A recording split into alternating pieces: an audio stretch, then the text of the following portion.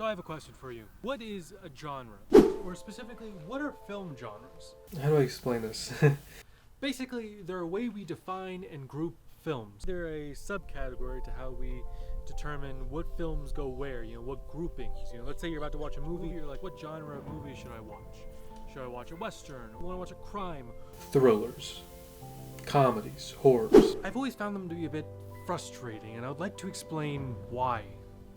What exactly defines a genre?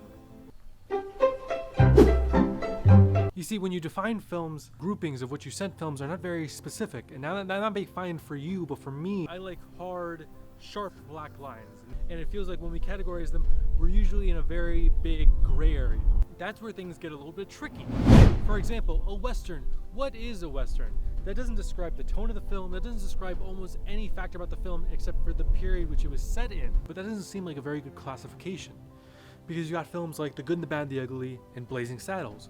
Both of these are Westerns, but one is an action film and one is a comedy. And you hear that? It's a really loud boat.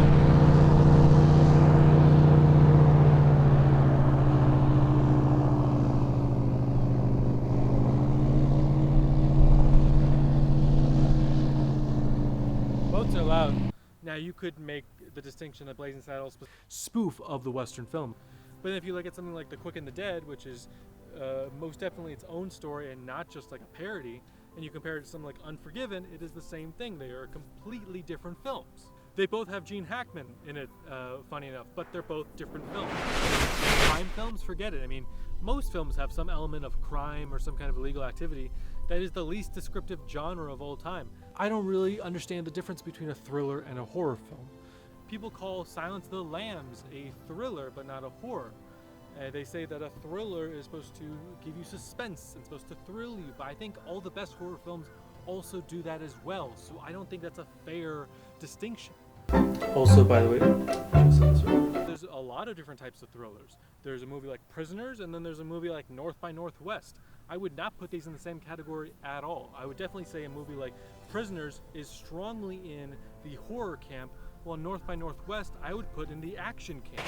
but so this got me thinking. What are the actual genres? If you were to look through all the movies and try to figure out what are the determining genres that you could put almost every film into, what would you put? I've put a lot of thought into this. More thought than any person should ever put into something so silly. And I have come to the conclusion that there are 7, count them, 7 genres. And right now, I'm gonna count them up. First genre I would say is the musical. I would say a musical is the most obvious one to spot. It's when people in a movie start singing. Now there is a classification to this. If a character is just singing at a concert, that is not a musical. A musical is when you start singing a song outside the realms of the universe or outside the realms of reality. And it's very clearly kind of expressing an emotion, because that's what musicals do. They kind of express an emotion through music. You can even include musicals that comment on the fact that they're singing. I wonder why we're singing every word that we say. I wonder if we're living out the whiz in some way. A good separation is if you look at the first Camp Rock, firmly not a musical. Second Camp Rock, they just switched genres and suddenly it is a musical. Very weird. I don't know why they did that. I don't know. And also, I would say that this genre trumps other genres in terms of like combinations. So if your film is a musical, then it triumphs any other genre it might be combined with. So for example, South Park the movie. That is a raunchy adult animated comedy, but it is also a musical, so I would put that firmly in the musical camp. Most Disney and family films are musicals. I would again put them in the musical camp. The next easiest to define genre is horror films. They're very simple. Films that are trying to scare you. And a lot of thrillers, like I said before, would also fit into that camp as well. Silence of the Lambs is trying to scare you, so I would put that in the horror camp, even though it's more classy than Friday the 13th. Comedies. Comedy films are where things start to get tricky. It's a movie that's there to make you laugh. Now, every movie has some sort of comedic relief, so that you're not just want to kill yourself after the movie's over. What I would say is that the majority of the film has to be about making you laugh. That has to be. A caveat I would also say to this are the great romantic comedies. Of course, the goal of those films aren't just to make you laugh, but they're also to make you care about the characters and hope they fall in love. I don't really have I don't think like romantic films are its own category, just because I think that's too vague in its definition. But you have to be careful. You have to distinguish between romantic comedies and romantic dramas. The next category is action. And now everyone technically knows what an action movie is. When you probably imagine Arnold Schwarzenegger in a jungle. But it's a bit trickier than that. It's not just about fighting, it's about spectacle, giving you a sense of excitement when you watch the movie. So that's why I would include films that you might not necessarily put into the action camp. I mean, a movie like Ocean's 11, I would actually also put in the action camp. Because even though there's not really too much fisticuffs, it is built on this sense of adrenaline and a sense of escalation and spectacle. The Indiana Jones movies, people consider those adventure movies, globe-trotting adventure films, but at the end of the day, they're still giving you that same level of adrenaline that an action movie would. I don't consider adventure to be a proper genre. Most of those films qualify under the same bracket as action movie anyway. Again, there's like obvious examples. I'm not listing the obvious ones. I'm trying to list the ones that you wouldn't necessarily fit into each category. Next up, family. I almost consider not putting this one in because it's not so much about how the movie is made or what's in it, but it's about who it's marketed for, which is a completely outside element of the film itself. But I do feel like there are just so many films made with that specific mindset that it does deserve its own classification. You know, and I say family film, not a children's film, because I am kind of measuring it on that spectrum of like it is like either made for like the family or for the kid. I don't think there's need dividing those two. And if a film's truly made for children, like just children, then I wouldn't even really count it as a film. Like it's like a episode of Sesame Street, you know, it's just education for a child.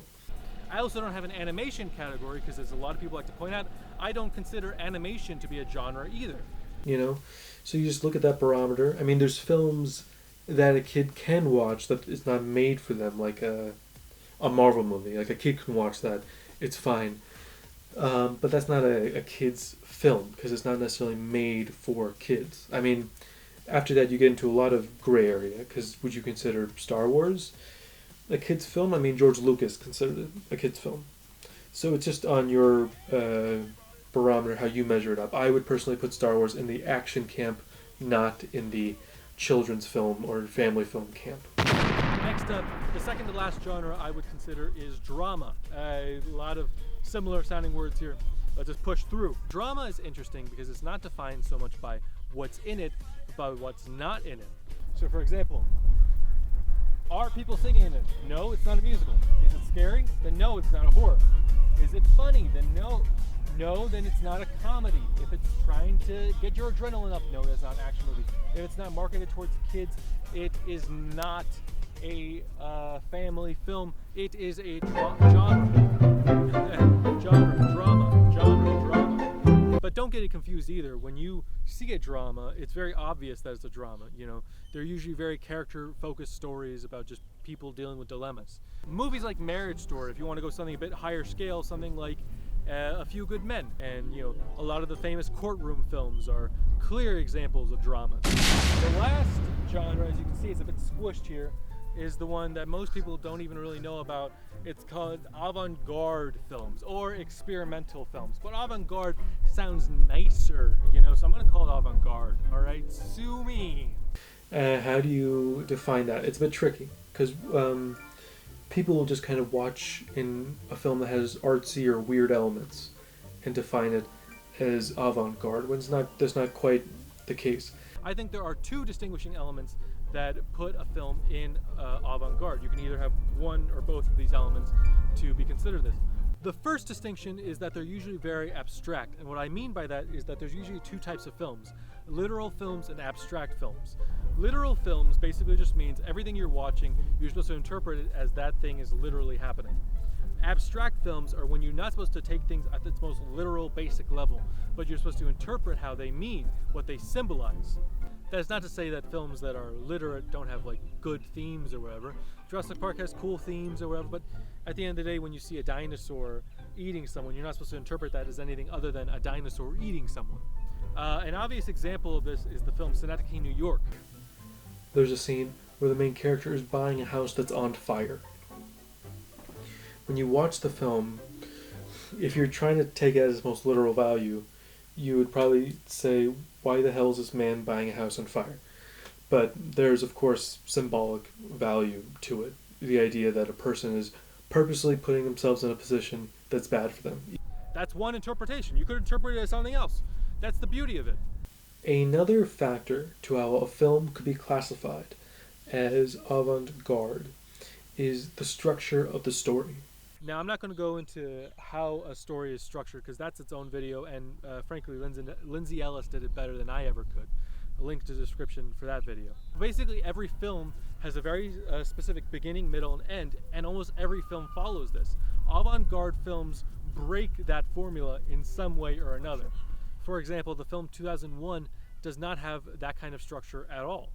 Now, technically, if you were to look up a synopsis of that film, it would probably read something like, 2 astronauts are on a space mission, and an evil AI on the ship called Hal takes over and wreaks havoc or whatever. And that's probably the closest to a proper description you can give that film. But that ignores the fact that that plotline doesn't start until over half an hour in, and before that it's about fucking monkeys. So, I sound really stupid. Anyway, those are the 7 genres, but of course the system isn't perfect, and if you're really going to try to test me on it, there are some films that don't necessarily fit very neatly within these 7 categories. My favorite example would be Pulp Fiction, which it's hard to put into any barometer. Quentin Tarantino himself defines it as a comedy. But if you were to watch that film and you don't quite have a sense of humor, it's kind of hard to tell what are supposed to be taken as jokes and what are not. Back to the Future is another one that I find to be kind of tough to be put into. I personally would classify it as an action film because of the adrenaline fuel that the climax gives you.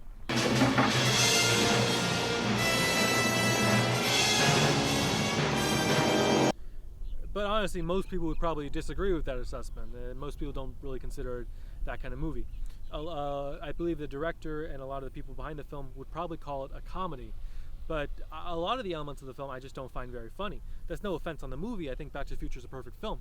I just don't necessarily think it's a very particularly funny film. And so yeah, that's the video. There's a policeman, I guess, trying to arrest me or something. I hope you enjoyed it. You can click subscribe, all of that. Like the video, and I'll see you next time. Everybody ask me how I know. I smiled at them and said she told me so. Everybody ask me how I know. I smiled at them and said she told me so. Everybody ask me how I know. I smiled at them and said she told me